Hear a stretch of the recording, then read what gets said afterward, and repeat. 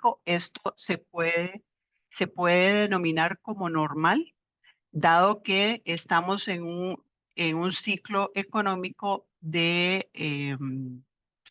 digamos, con políticas monetarias restrictivas, que justo lo que se quiere con esa política monetaria restrictiva es desacelerar un poco la economía para poder, eh, digamos, lograr el objetivo de devolver los índices inflacionarios hacia el target que tiene la Reserva Federal, que es el Banco Central de Estados Unidos. Entonces, el propósito de poder desacelerar la economía justo es lograr que ese indicador de inflación se devuelva a niveles cercanos al 2%. ¿Qué es lo que estamos viendo en ese indicador particularmente? Bueno, es una inflación, en este caso, una medición de la inflación basada en el gasto y en el consumo de las familias que interanualmente para el primer trimestre del 2024 más bien creció a 3,7%, lejos de desacelerarse, lo que hizo fue devolver un poco su tendencia. Esto lo que sugiere es que evidentemente se va a necesitar un poco más de tiempo para que las tasas altas se mantengan y pueda darle mayor confianza a los tomadores de decisiones del Banco Central de optar por hacer un cambio en ese ciclo de políticas monetarias restrictivas hacia algo más expansivo. Hasta que la inflación no dé, perdón, o no brinde un comportamiento de desaceleración un poco más estable, la Fed no va a tomar medidas con respecto a su tasa de interés. Datos que están también muy correlacionados y que intervienen en ese comportamiento de la inflación justo es el empleo. La tasa de desempleo en Estados Unidos en este momento se considera prácticamente de pleno empleo. Mientras eso suceda, evidentemente, las familias tienen un trabajo y además de mantener su trabajo, han venido mejorando su salario. Entonces, su capacidad de consumo evidentemente se ha mantenido o se ha mejorado. Mientras eso suceda, no es posible que a nivel de inflación podamos ver una devolución fuerte, constante y rápida como se quiere.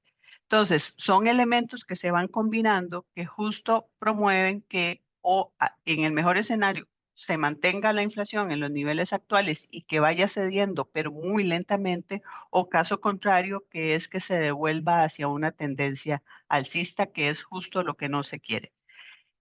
Les decía que la Fed, la principal herramienta que ellos tienen para tratar de devolver esa inflación hacia el rango que ellos sugieren o que ellos quieren, que es ese 2%, es a través de las tasas de interés.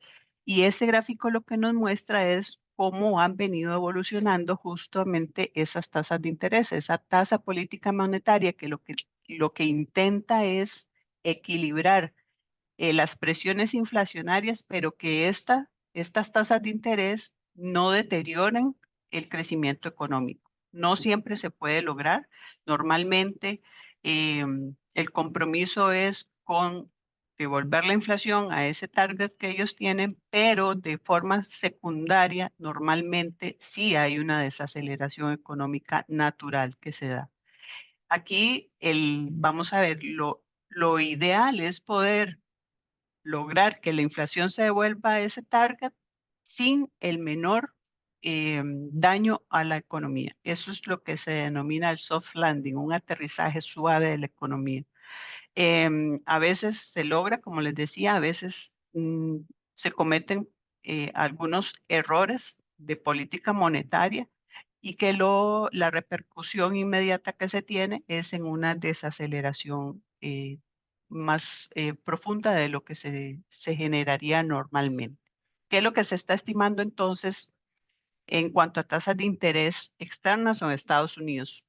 Lo que se está estimando es que es muy probable que la Fed mantenga esas tasas de interés altas por lo menos hasta el último trimestre de este año. Es decir, podríamos seguir manteniendo ese nivel de 5,5, alrededor de 5,5 la tasa de interés, hasta el último trimestre. Cuidado y no, la Fed no se anime a hacer algún recorte este año. Entonces, la probabilidad es que en el mejor escenario, la Fed haga un recorte de 25 puntos base, o el peor escenario sería que las mantenga tal cual y que iniciemos un 2025 todavía con un ciclo de tasas altas. Entonces, ese es el escenario y la pregunta sería, bueno, ¿y qué tienen que ver las tasas de interés de Estados Unidos con nosotros? Mucho.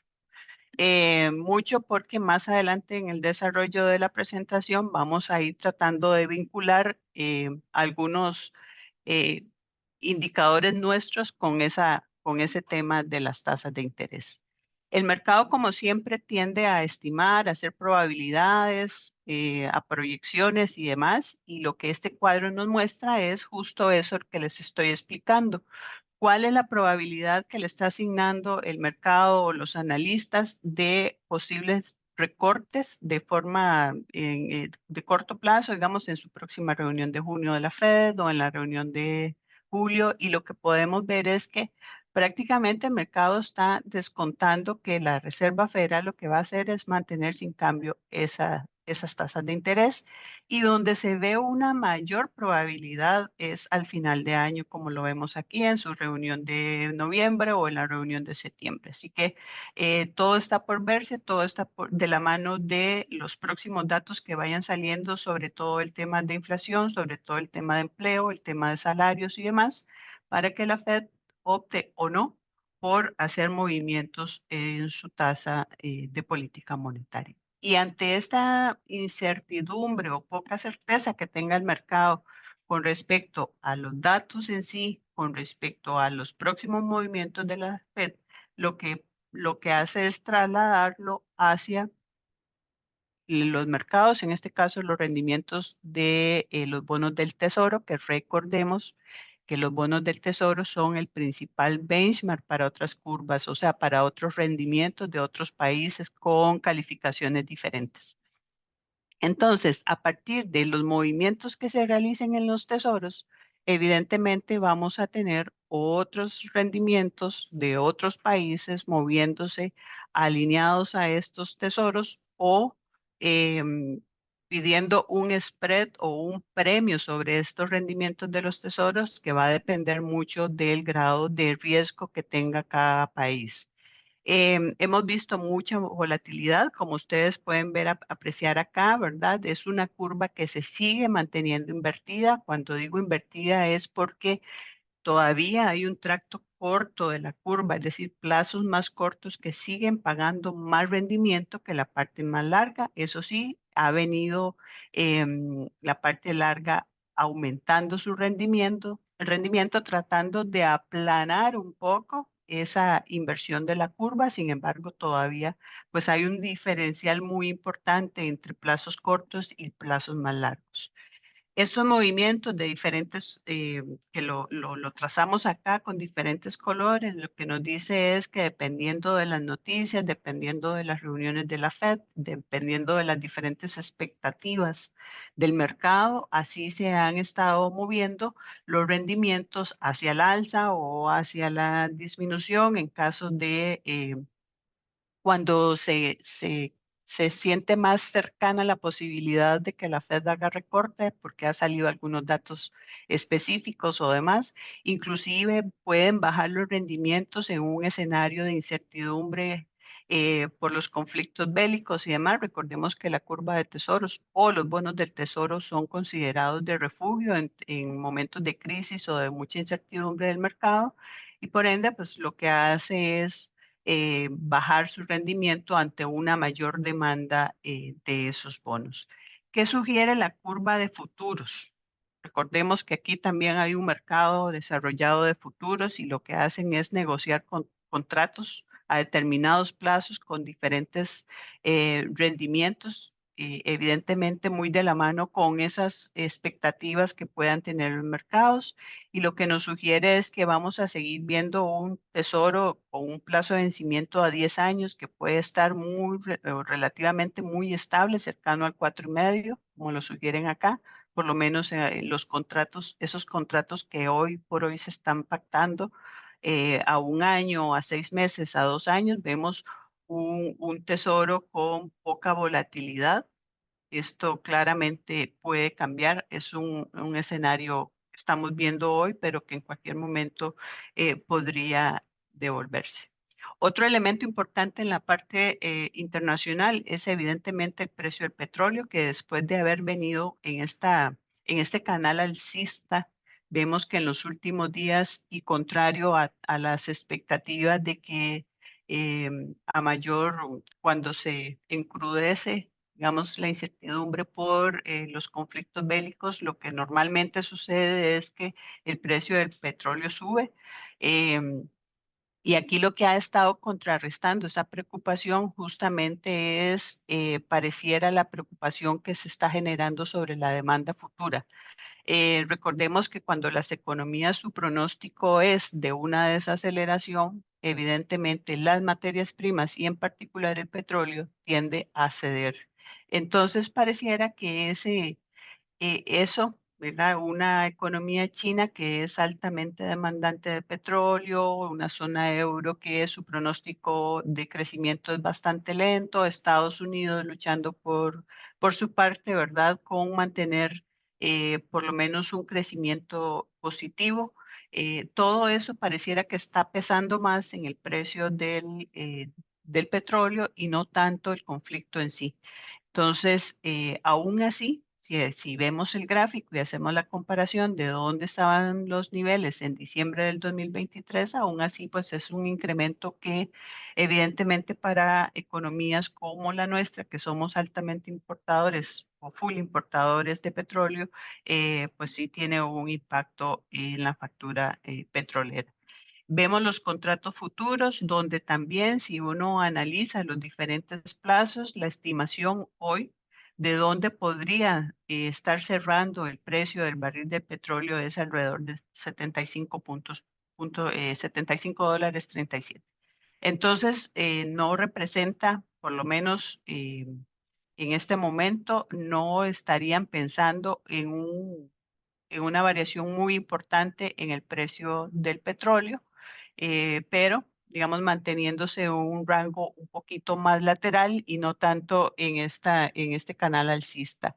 Acá también habrá que hacer un poco la salvedad, que depende mucho de las decisiones que tome en este caso la OPEP, si hace un nuevo recorte de su producción, tratando de darle estabilidad al precio o hacerlo avanzar un poco más. Entonces, en términos generales, en la parte externa, seguimos dependiendo o seguimos monitoreando el tema de la evolución de la inflación, el timing de la Fed para hacer algún cambio en su política monetaria. Recordemos que si se les va la mano con mantener por mucho tiempo una tasa alta, o más de lo necesario, pues sí tiene un impacto directo sobre el crecimiento económico. Otro elemento que también no podemos dejar de ver es el que estamos en un año electoral en Estados Unidos. En noviembre ya se conocerá quién será el próximo presidente de ese país, ¿verdad? Y que entonces normalmente es usual que el mercado se resienta en los primeros días o previo a las elecciones mismas. em, y no, pues es un factor que no debemos de obviar. Y sin duda, una escalada de tensiones geopolíticas que ya la estamos viendo, evidentemente, ¿verdad? Y que de momento pareciera no estar generando la preocupación que es normal, o sea, una mayor preocupación. Y esto es porque tanto los dos focos que tenemos abiertos se han mantenido como muy regionalizados, ¿verdad? Es decir, no han habido otros países que se involucren al 100% con el conflicto, y pareciera que eso de alguna manera ha dado alguna tranquilidad en general, pero sin duda el riesgo está ahí presente. En la parte local vamos a ver diferencias, un poquito de diferencias con respecto al contexto que acabamos de ver internacional. Vamos a hablar de crecimiento económico, de inflación, de las tasas de interés, del tipo de cambio y de la evolución de las finanzas públicas. En particular, si vemos el índice mensual de actividad económica, podemos ver estas dos rayitas. Una es el promedio de los últimos 12 meses, donde nos dice que en promedio la economía ha venido creciendo alrededor de 5,2%. Si ya nos ubicamos justo en el indicador, en el IMAE, en la variación interanual, vemos que el crecimiento se viene desacelerando, y de tal forma que a febrero de este año, que es el último dato que está publicado, el crecimiento es de 3,6%. Esto le dio pie al Banco Central para revisar su estimación de crecimiento para este año y para el 2025 y ubicarlo en 3,8%. Veníamos más o menos con una estimación de un 4,1%, así que representa una disminución con respecto a estimaciones previas. Aquí hay que hacer la salvedad de que también puede estar habiendo un efecto base porque venimos de crecimientos, digamos, más altos, y evidentemente, pues eso puede estar influyendo de alguna manera. No digo que es 100% lo que está generando esta desaceleración, pero sí hay un efecto base en la medición que podría estarse viendo afectada. Vemos a nivel de regímenes, tanto el especial como el definitivo, cómo se han venido comportando, y aquí sí vemos claramente que el régimen especial, que es el que, vamos a ver, está toda la parte, por ejemplo, de zonas francas, pero la zona franca que es especial, con alguna especialización, ¿verdad? En temas médicos, en servicios de mercadeo, de contables, técnicos y demás, ¿verdad? Que ya sabemos que habían venido creciendo de forma importante, sobre todo hace un año. Prácticamente vemos crecimientos de 2 dígitos, ¿verdad? En esa actividad, y que poco a poco ha venido desacelerándose. Es evidentemente lo que pondera más en el indicador general, en el IMAE como un todo. Esto ligeramente se ha visto compensado, muy ligeramente se ha visto compensado por el régimen definitivo, que ha venido al menos manteniéndose relativamente estable. ¿Qué podría estar pasando en el régimen especial? Bueno, podría ser que el tema de eh, venimos de una pandemia, venimos de una reestructuración de lo que se le denomina una reestructuración económica, ¿verdad? Partiendo de mucha volatilidad en los datos y demás. No podemos obviar el tema de el nearshoring, que está muy de moda el término, que es el tratar de mantener digamos, las operaciones más cercanas de su holding, que es lo que que hemos estado viendo justamente. Hemos sido como favorecidos en ese sentido, y eso ha promovido pues una tasa de crecimiento inusual, podríamos decir, y que de alguna manera lo que estamos viendo con esta desaceleración es un regreso a cierta normalidad una vez que se acomoda estructuralmente la economía a ese primer impacto. Entonces, eso podría ser una lectura de por qué el indicador ha venido desacelerándose. Si vemos en realidad por industrias, ahí podemos observar, es comparativo, ¿verdad? Febrero 2023, febrero 2024, y podemos ver que em, la mayoría de los sectores han venido desacelerándose con respecto al crecimiento del 2023. Algunas salvedades ahí, por ejemplo, en el caso de la extracción de minas y canteras, que más bien está más alto de lo como estábamos hace un año.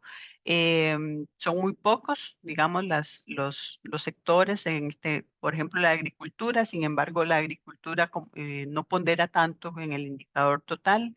Hemos visto un cambio importante en la construcción, que en el 2022, 2023, en ese periodo estuvo muy fuerte, creciendo igual a niveles de 2 dígitos. Ahora lo que estamos viendo es una contracción que podría denominarse natural después de un crecimiento tan fuerte que se tuvo principalmente en el 2022. Todas las actividades relacionadas con turismo con un crecimiento relativamente bueno. Ahí lo podemos observar. La parte de comercio también ha venido evolucionando positivamente. Entonces, sí hay que hacer bien la diferenciación, cuáles son esos sectores o esas, particularmente esas industrias que habían venido creciendo mucho y que ahora lo que se percibe es una desaceleración, pero es producto también de ese efecto base que les mencionaba anteriormente. A diferencia de lo que vimos en Estados Unidos, nosotros lo que estamos viendo es de forma consecutiva prácticamente 10, 9 periodos, 10, 9 meses de una deflación en nuestra economía. Es decir, no se genera inflación, sino que lo que tenemos son datos negativos. Justamente hoy salió el dato para abril y salió en menos 0,52. Ya no me dio tiempo de actualizar aquí la Fimina, pero justo acaba de salir el dato. Y entonces estaríamos hablando de que prácticamente sería 11 meses, pues con una evolución negativa de la inflación. Esto justo con la disminución o la desaceleración de la economía fueron como los dos principales argumentos para que el Banco Central tomara la decisión de hacer un nuevo recorte en su tasa de política monetaria. Vemos aquí cuál ha sido la evolución de esa tasa después de haberla llevado a un máximo de 9% en 2022, ¿verdad? Y mantenerla un buen tiempo en esos niveles tan altos, lo que ha venido haciendo el Banco Central es recortando de forma pausada su tasa de política monetaria. La pregunta es, bueno, ¿y qué, cómo percibimos nosotros esos cortes de esa tasa de política monetaria?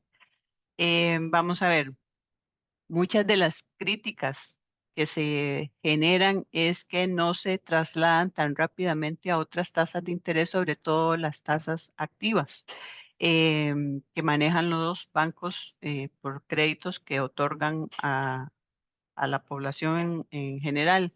Evidentemente, esta tasa política monetaria, como bien se menciona, lo que es el objetivo que se persigue es tratar de llegar a un punto que sea un punto de equilibrio, justo como les decía anteriormente, que logre, en este caso nuestro, devolver la inflación al rango meta que tiene el Banco Central, que es una inflación que ronde entre el 2 y el 4%, y no, en este caso nuestro, a diferencia de Estados Unidos, que incentive la economía. Una economía que se acelera normalmente, lo que conlleva es una inflación que se devuelva a datos positivos. Lo ideal es que esta tasa política monetaria sea referente para otras tasas de mercado. Normalmente se traducen más rápido hacia las tasas pasivas, es decir, las tasas de inversión y no tanto a las tasas activas, que sabemos que siempre normalmente vienen un poco más rezagadas y que no es el Banco Central no tiene injerencia en un sector bancario prácticamente, para que ellos opten por devolver las tasas de interés tan altas. ¿Qué se puede esperar en lo que queda del año? Es que nos estemos acercando cada vez más a esa tasa de equilibrio. Es decir, no tendríamos que esperar que la tendencia de recortes de tasas se mantenga por muchos meses más, sino que el Banco Central va a optar por seguir monitoreando estos, tanto el crecimiento económico como la evolución de la inflación para tratar de ubicar esa tasa de interés en su punto de equilibrio, que podría estar en un rango desde nuestro criterio alrededor de 4,5, 4% como mínimo. Más allá del 4% pareciera un poco probable, un escenario poco probable. probable. Así que pareciera que nos estamos acercando cada vez más a esa tasa de equilibrio.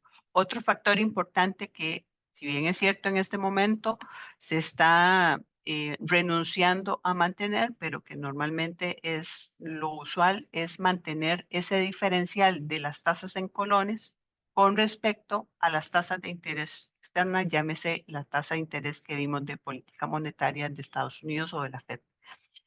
Entre más abierto sea o más separados estén esas tasas de interés, ese diferencial sea más abierto, evidentemente, esto cambia el apetito de inversionistas por estar en una moneda u otra. Es decir, o estar optando por rendimientos en colones o bien poder ir dolarizando en gran parte sus inversiones. La última disminución, el último recorte de tasas que hizo el Banco Central, lo que hemos visto es un pequeño cambio un pequeño cambio, valga la redundancia, en el tipo de cambio, ¿verdad? Después de haber tenido una apreciación o una constante apreciación, a partir de este momento de que el Banco Central optó por hacer un nuevo recorte en esa tasa política monetaria, dejándola por debajo del 5,5 que vimos de tasa de la Fed, evidentemente ahí se genera una posibilidad de que ciertos portafolios de inversión se devuelvan a ver algo como un rendimiento, digamos, bueno, los rendimientos que se están pagando hoy por hoy en dólares. Entonces, realmente esa tasa de interés también sirve para la toma de decisiones de inversionistas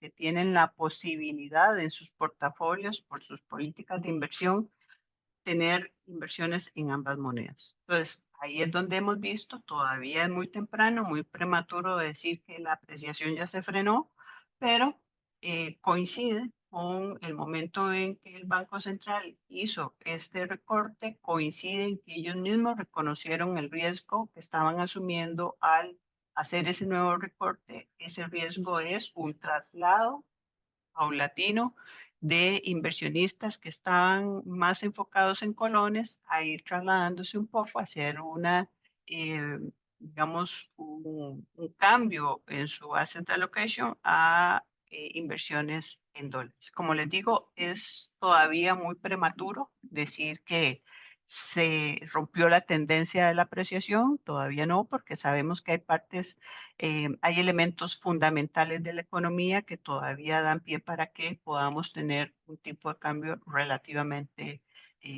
estable. Y si hubiera algún movimiento abrupto hacia el alza, pareciera que también el Banco Central está dispuesto y tiene la capacidad, porque tiene reservas suficientes, para poder frenar un poco cualquier cambio abrupto si se llegara a dar, que no lo hemos visto. En cuanto a las exportaciones, en términos interanuales, a marzo de cada año, ahí podemos ver igual, pensando en los diferentes regímenes, definitivo, especial, cuál ha sido el comportamiento. Vemos en realidad que seguimos viendo que el régimen especial es el que ha venido, digamos, más débil en cuanto a sus exportaciones y las importaciones, vemos ahí, ¿verdad? Igual, vemos el total, el régimen especial y el definitivo, cómo se han venido comportando en los últimos años, sobre todo ver cómo estábamos previo a la pandemia, ¿verdad? Y cómo ha venido aumentando. Vemos aquí en este caso esto es monto en dólares, ¿verdad? Millones de dólares. Vemos cómo ha sido la evolución de esas importaciones por los diferentes regímenes.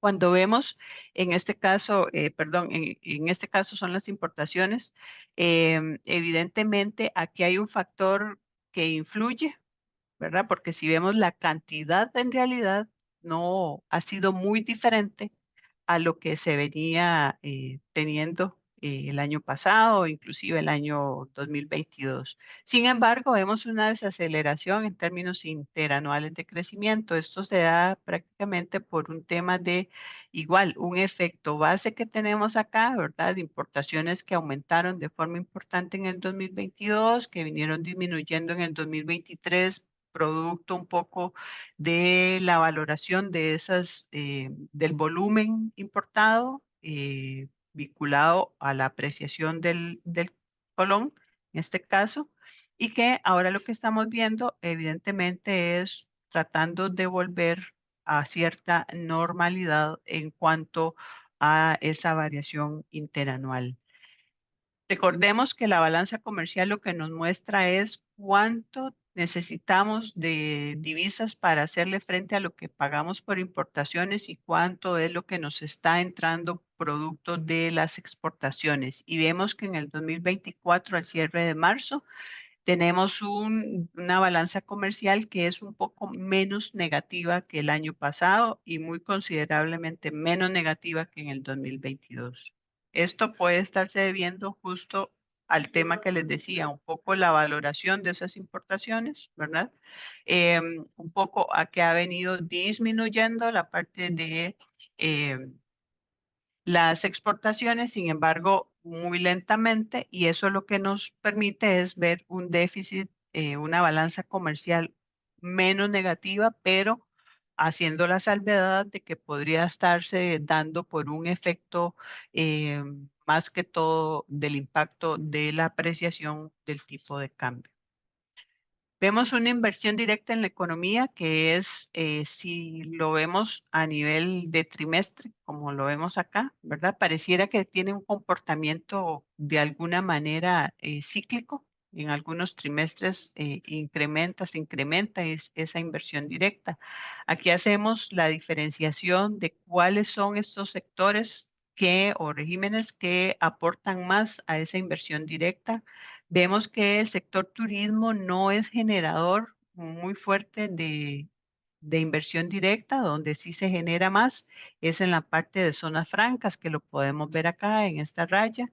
En el régimen definitivo tampoco podríamos decir que es un generador de mucha inversión directa. Entonces, aquí hay que tener, vamos a ver, cuidado de cómo se lee el gráfico. Si estamos hablando que lo que estamos pensando es que ese régimen de zona franca o especial, digamos, va a tender a desacelerarse, si no es realmente un efecto base, sino que es una desaceleración propia de la actividad como tal, podríamos entonces estar pensando que esta inversión directa que ellos han traído podría de alguna manera frenarse o estabilizarse.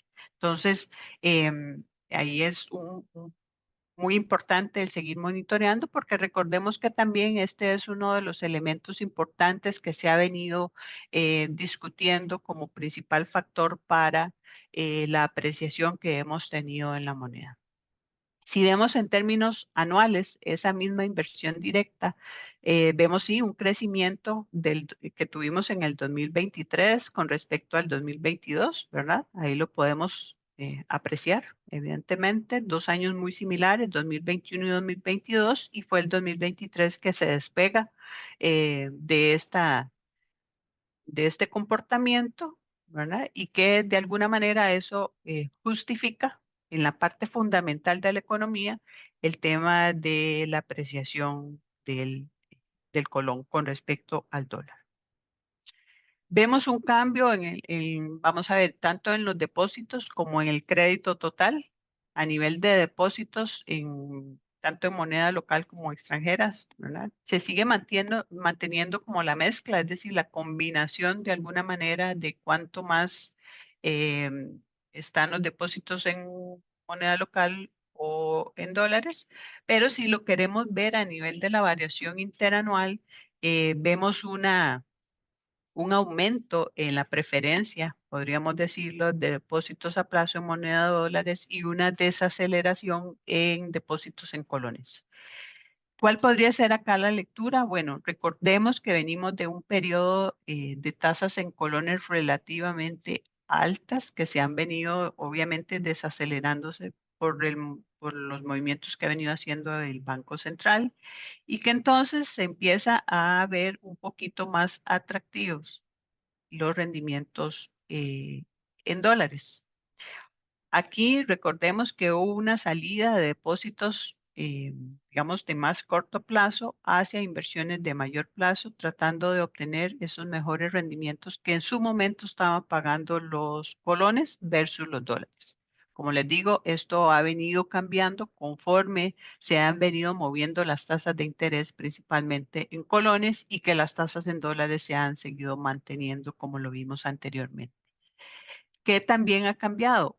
Un poco la preferencia de las familias o inclusive de las empresas por optar por tener créditos en moneda extranjera a diferencia de las monedas en colones, algo que para el Banco Central siempre ha sido, pues, vamos a ver, siempre han estado emitiendo la alerta de que es si la persona, la familia no genera, digamos, dólares, o sea, sus recursos no provienen, no son en dólares, su moneda natural son colones, pues la advertencia siempre ha sido de que los créditos sean en la misma moneda. Evidentemente, por las condiciones y por el contexto que hemos venido teniendo de apreciación del tipo de cambio, pues eso ha sido un incentivo, ¿verdad? Para que opten por tomar, pensando en que el tipo de cambio se podría seguir manteniendo en los niveles actuales, pues optar por tomar un crédito en dólares. Y eso es lo que hemos visto, ¿verdad? Una aceleración que en el último mes disminuyó un poco, pero si lo vemos de punta a punta, en realidad ha sido pues un incremento importante del crédito en esa moneda. Aquí, evidentemente, el cuidado que hay que tener es que si se diera una confirmación de que ese, esa tendencia de apreciación se frena o se reversa hacia una devaluación que, repito, no creemos que sea abrupta, pero que podría cambiar un poco la tendencia, pues es un factor a considerar a la hora de hacer los números si se está pensando en tomar un crédito. En cuanto a la apreciación, en este caso acumulada, recordemos que cerramos el 2023 con una apreciación de 12,45% en el colón y que lo que va de este año llevamos, esto se ha venido reduciendo, ¿verdad? em, Llevamos una apreciación de 2,32%. El comportamiento del tipo de cambio, ahí lo podemos ver. em, un leve repunte que les mencionaba, ¿verdad? A partir del último recorte de tasas que hizo el Banco Central. Otro elemento importante que hemos visto es que el volumen ha venido disminuyendo. em, Tenemos un volumen promedio de 40 millones más o menos diarios por sesión en Monex. En los últimos días hemos visto una ligera disminución en ese monto y una devaluación, ¿verdad? Relativamente controlada, podríamos decir, pero de forma consecutiva. Em, Ha sido podríamos decir, un evento que en el 2023 estuvo muy presente no solo en Costa Rica, sino en otras economías. En este cuadrito de acá abajo lo podemos ver cómo hubo apreciaciones importantes de monedas en otros países. Por ejemplo, en el peso colombiano, el peso mexicano, nosotros, el real brasileño y el sol peruano.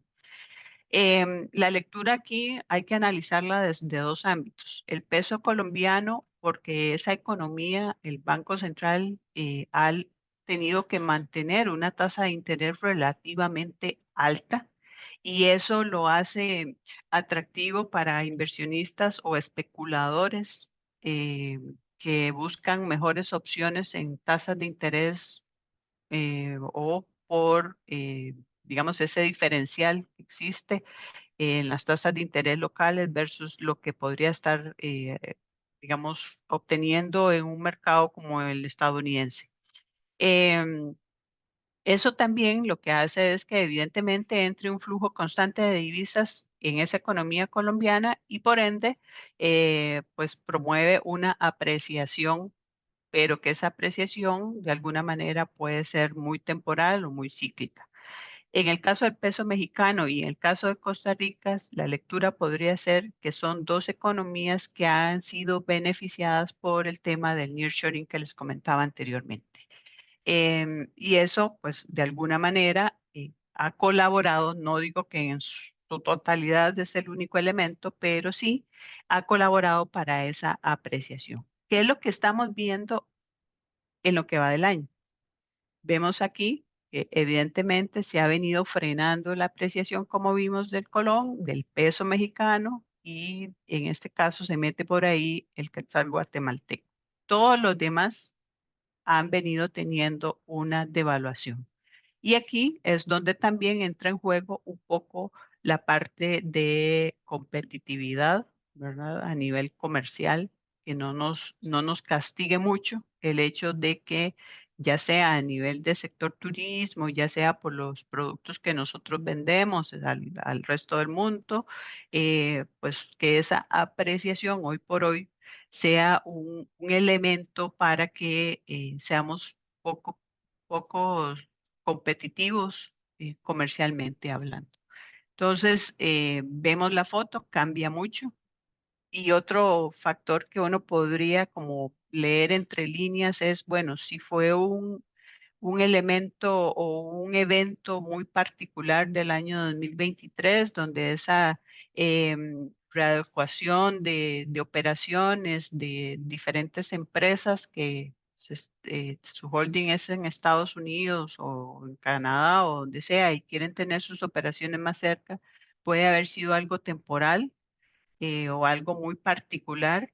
Todavía es muy temprano para poder asegurarlo, pero vamos en el transcurso de este año, podríamos ir pues aclarando un poquito si realmente eso va a ser así, ¿verdad? De ser así, pues podríamos ver, como les digo, una confirmación de que esa apreciación podría ser cambiar un poco su tendencia hacia una devaluación un poquito más paulatina.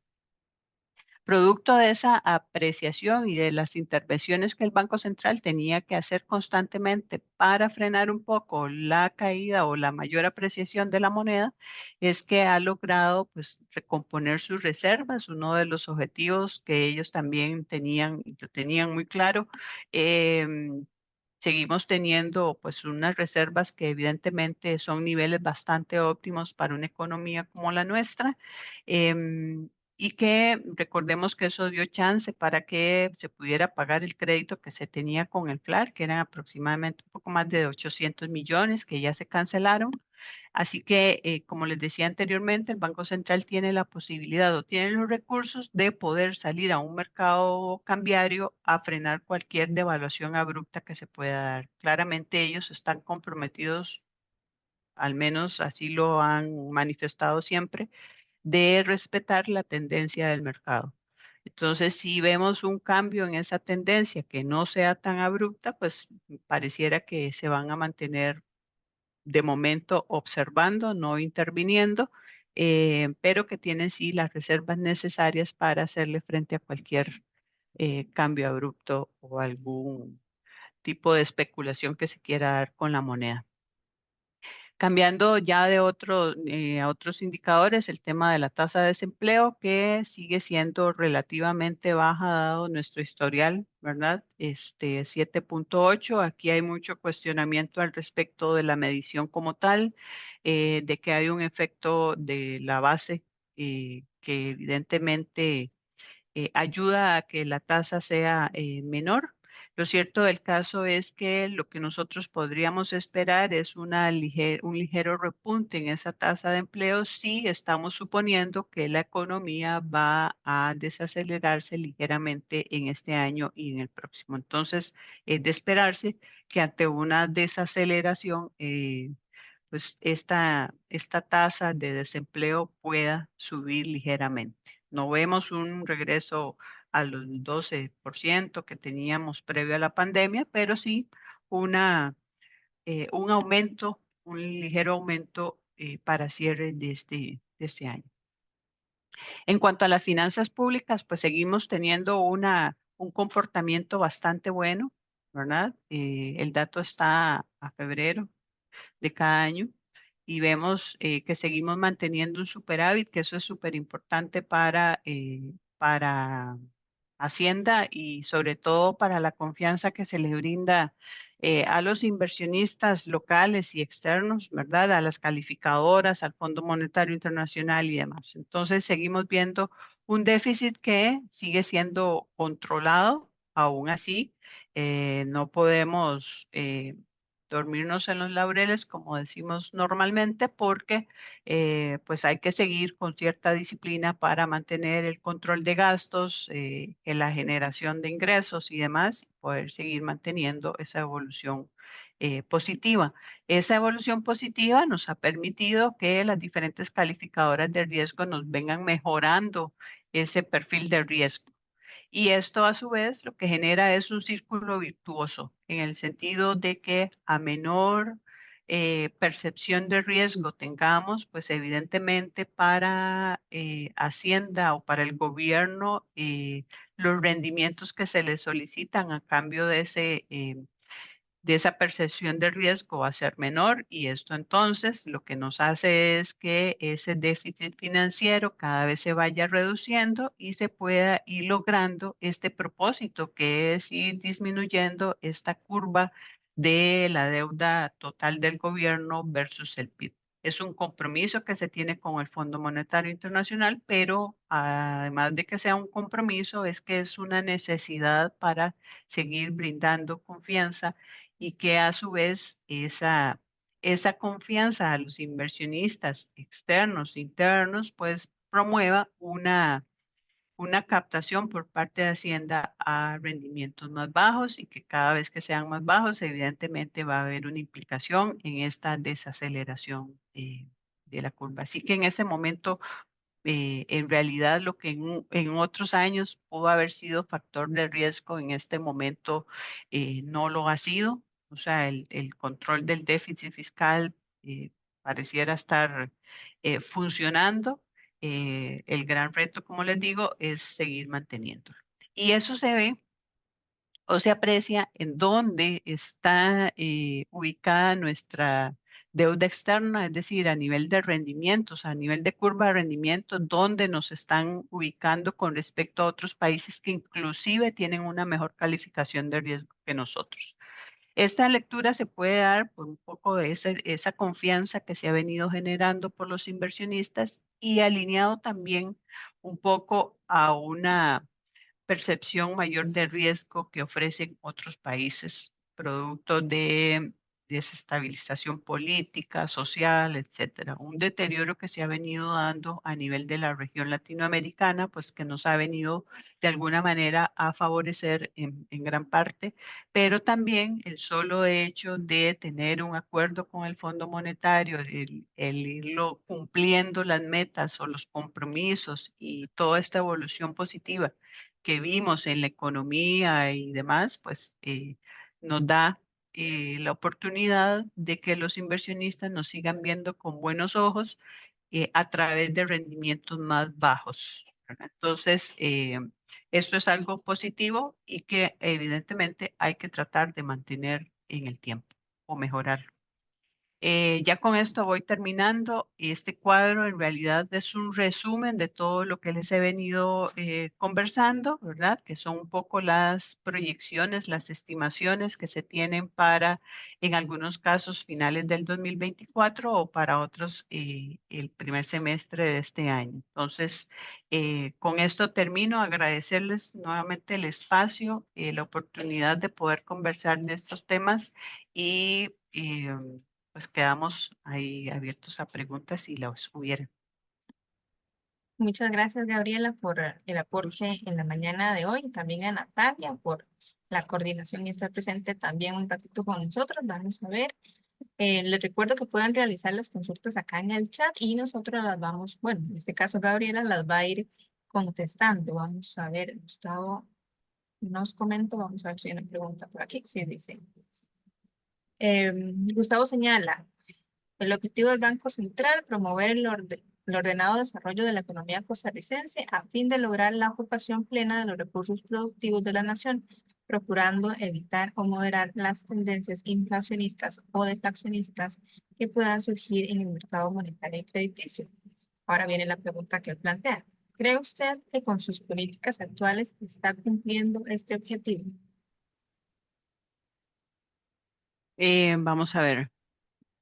Eh, ha sido un proceso, en realidad. eh, el poder, claramente, ellos siempre han venido argumentando que el principal objetivo para ellos es el control de la inflación, como les decía anteriormente, y mantener una tasa de equilibrio que no favorezca las presiones inflacionarias y que no deteriore la actividad económica. Ha venido en un proceso de acomodar su política monetaria para que se cumplan dos objetivos.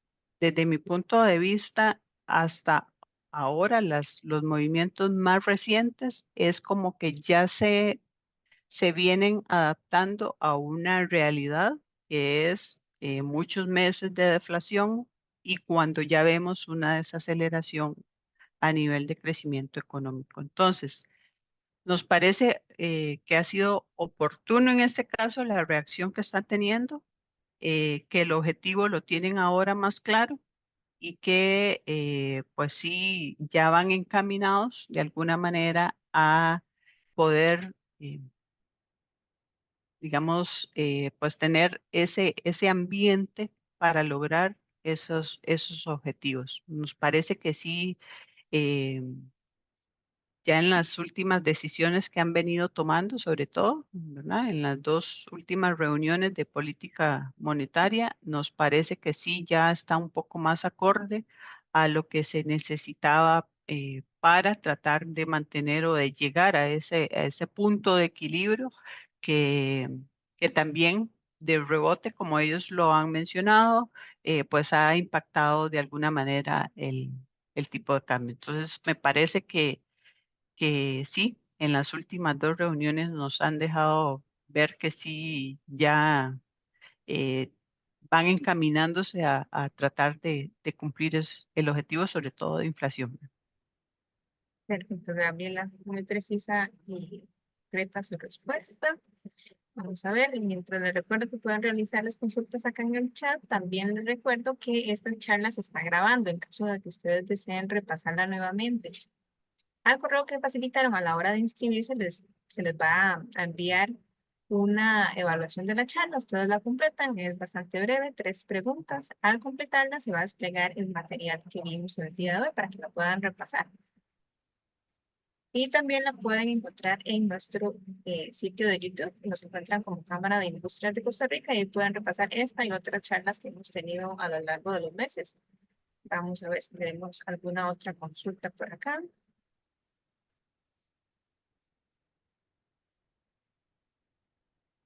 Pues Gabriela, parece que todo quedó bastante claro. Perfecto. Más bien, muchísimas gracias de nuevo a No, con usted y a mucho Natalia gusto. por la participación la mañana de hoy. Esperamos volver a verlas pronto para mantenernos actualizados. Y también muchas gracias a todos los que se conectaron. Y como ya es hora de almuerzo, buen provecho. Gracias. Igualmente, quedamos a la orden. Cualquier requerimiento, consulta, ahí están nuestros contactos, donde pues un grupo de profesionales capacitados podrían estarles ayudando para asesorarlos, etcétera. Entonces, ahí les dejamos nuestros contactos, agradecerles y muy buena tarde. Así es, igualmente. Hasta luego.